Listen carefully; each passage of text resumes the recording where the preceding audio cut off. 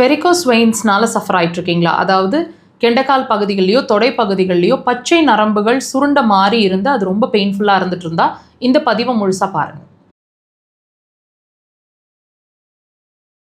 இந்த மாதிரி தொடைப்பகுதிகள் ஆகட்டும், உங்களோட கெண்டைக்கால் பகுதிகள் ஆகட்டும், பச்சை நரம்புகள் நல்லா சுருண்டுட்டு பிளட் சர்க்குலேஷன்ஸ் குறைவாக இருக்குது, அதனால் ரொம்ப பெயின்ஃபுல்லாக இருந்துட்டுருக்கு, ரொம்ப வலி இருக்குது, கொஞ்சம் நேரம் சேர்ந்தாப்பில் நின்னா கூட ரொம்ப குடையிற மாதிரி வலிக்குதுன்னு நீங்கள் ஃபீல் பண்ணுறீங்க அப்படின்னா இது நீங்கள் ஏற்கனவே ஆப்ரேஷன் கூட பண்ணியிருக்கலாம், திரும்ப வந்துட்ட மாதிரி ஒரு உணர்வு இருக்கலாம். இது ஏன் வந்திருக்கு, நம்ம என்ன தவறு செய்கிறோம், திரும்ப வர்றதுக்கு என்ன காரணம், அல்லது இது வந்ததுக்கே என்ன காரணம், இதுக்கு தீர்வு ஏதாவது இருக்குமா அப்படிங்கிறத இந்த பதிவை முழுசாக பாருங்கள். கண்டிப்பாக உங்களுக்கு ஒரு கிளாரிட்டி கிடைக்கும். இந்த விஷயத்தை பொறுத்தவரைக்கும் வெரிகோஸ் வெயின் வந்ததுக்குன்னு காரணம் அப்படின்னு சொல்லப்படுறது அக்குபஞ்சர் ரீதியில் கல்லீரல் அல்லது பித்தப்பை ரெண்டுலேயும் எய்தர் ஆர்கன்லேயோ அல்லது ரெண்டுலேயுமே ப்ராப்ளம் இருந்தால் இந்த வெரிகோஸ் வெயின்ஸ் வருது அப்படின்னு சொல்லப்படுதுங்க. இந்த வெரிகோஸ் வெயின்ஸ் இருக்கிறவங்களுக்கு கண்டிப்பாக டைஜஷன் சார்ந்த பிரச்சனை இருக்கும்.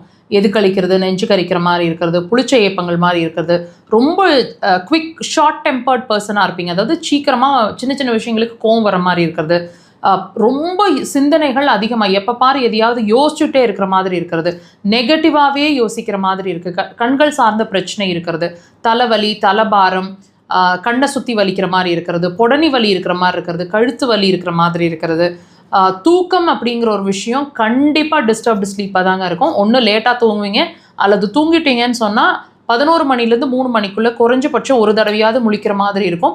இந்த டைம்குள்ளே கண்டிப்பாக உங்களோட முழிப்பு இருக்கும். ஸோ இது எல்லாமே சின்ன சின்ன விஷயங்கள் நீங்கள் ஈஸியாக உங்களை நீங்கள் டயக்னோஸ் பண்ணிக்கிற மாதிரி விஷயங்களை நாங்கள் சொல்லியிருக்கிறோம். கண்டிப்பாக இதுக்கும் அதுக்கும் சம்மந்தம் இருக்குங்க. நீங்கள் ஒரு பிரச்சனைக்கு சொல்யூஷன் தேட போகிறீங்க, ஆனால் அந்த பிரச்சனை ஏன் திரும்ப வருது அப்படிங்கிறதுக்கான விஷயமும் இதுதான்.